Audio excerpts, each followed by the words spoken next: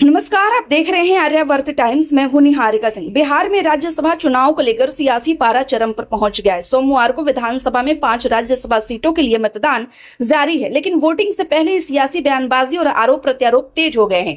NDA नेताओं ने विपक्ष पर बड़ा हमला बोलते हुए दावा किया है कि महागठबंधन के कुछ विधायक होटल से भाग गए हैं और वे एनडीए के पक्ष में वोट कर सकते हैं। दरअसल इस बार राज्यसभा चुनाव इसलिए भी काफी दिलचस्प हो गया है क्योंकि 5 सीटों के लिए 6 उम्मीदवार मैदान में हैं। ऐसे में 5वीं सीट को लेकर मुकाबला बेहद कड़ा माना जा रहा है। बिहार विधानसभा के कुल 243 विधायक इस चुनाव में मतदान कर रहे हैं और किसी भी उम्मीदवार को जीत के लिए कम से कम 41 विधायकों के समर्थन की जरूरत होती है। मतदान शुरू होते ही एनडीए नेताओं के हाव भाव से यह साफ नजर आया कि वे इस चुनाव में आत्मविश्वास से भरे हुए हैं। एनडीए का दावा है कि वे न सिर्फ 4 बल्कि सभी 5 सीटों पर जीत हासिल करेंगे। इस बीच बिहार सरकार के मंत्री संजय कुमार पासवान ने विपक्ष पर तीखा हमला बोला। उन्होंने कहा कि एनडीए पूरी तरह एकजुट है, जबकि विपक्ष के भीतर भारी घबराहट और अस्थिरता है। संजय पासवान ने कहा कि हम लोग पूरी तरह एकजुट है, लेकिन विपक्ष बिखरा हुआ है। उनका पूरा कुनबा ठहरने की स्थिति में है। डर के कारण उन्होंने अपने विधायकों को होटल में कैद कर रखा था, लेकिन खबर मिली है कि वहां से भी 2-4 विधायक भाग निकले हैं। जब अपने ही घर में भरोसा न हो तो जीत की उम्मीद कैसे की जा सकती है। उन्होंने यह भी कहा कि एनडीए को अपने विधायकों पर पूरा भरोसा है और इसलिए उन्हें कहीं होटल में बंद करके रखने की जरूरत नहीं पड़े।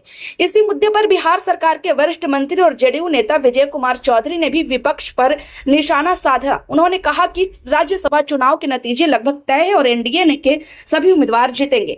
विजय कुमार चौधरी ने कहा कि चुनाव हो रहे हैं और नतीजे लगभग स्पष्ट है। एनडीए के 5 उम्मीदवार प्रबल और प्रचंड बहुमत से जीतेंगे। किसी को इसमें कोई संशय नहीं होना चाहिए। कुछ दलों को अपने ही विधायकों पर भरोसा नहीं, इसलिए उन्हें होटल में कैद करके रखा गया है, लेकिन एनडीए के विधायक पूरी तरह स्वतंत्र हैं। क्रॉस वोटिंग की संभावना पर उन्होंने कहा कि सामान्य परिस्थितियों में इसकी उम्मीद नहीं की जाती, लेकिन राजनीति में कभी कभी विशेष परिस्थितियों में ऐसा हो सकता है। दरअसल राज्यसभा चुनाव से पहले बिहार की राजनीति में होटल पॉलिटिक्स काफी चर्चा में रही। महागठबंधन के कई विधायकों को पटना के एक होटल में ठहराया गया था। इसका मकसद यह था कि मतदान से पहले किसी तरह की टूट या क्रॉस वोटिंग की संभावना न बने। राजनीतिक दल अक्सर ऐसे चुनाव में अपने विधायकों को एक साथ रखते हैं ताकि विपक्षी दल उनसे संपर्क न कर सके, लेकिन एनडीए नेताओं ने इसी रणनीति को विपक्ष की कमजोरी बताते हुए उस पर सवाल खड़े कर दिए हैं। इस चुनाव में एनडीए की ओर से जिन उम्मीदवारों को मैदान में उतारा गया उनमें नितिन नवीन, नीतीश कुमार, रामनाथ ठाकुर, उपेंद्र कुशवाहा और शिवेश राम शामिल है। वहीं महागठबंधन की ओर से अमरिंदरधारी सिंह, जिन्हें एडी सिंह के नाम से भी जाना जाता है।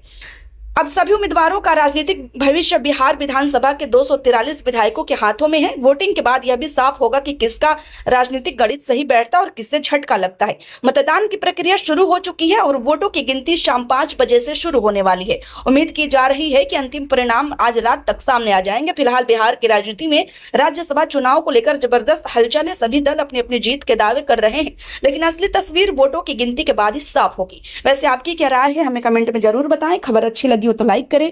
कृपया चैनल को सब्सक्राइब करना ना भूलें। धन्यवाद।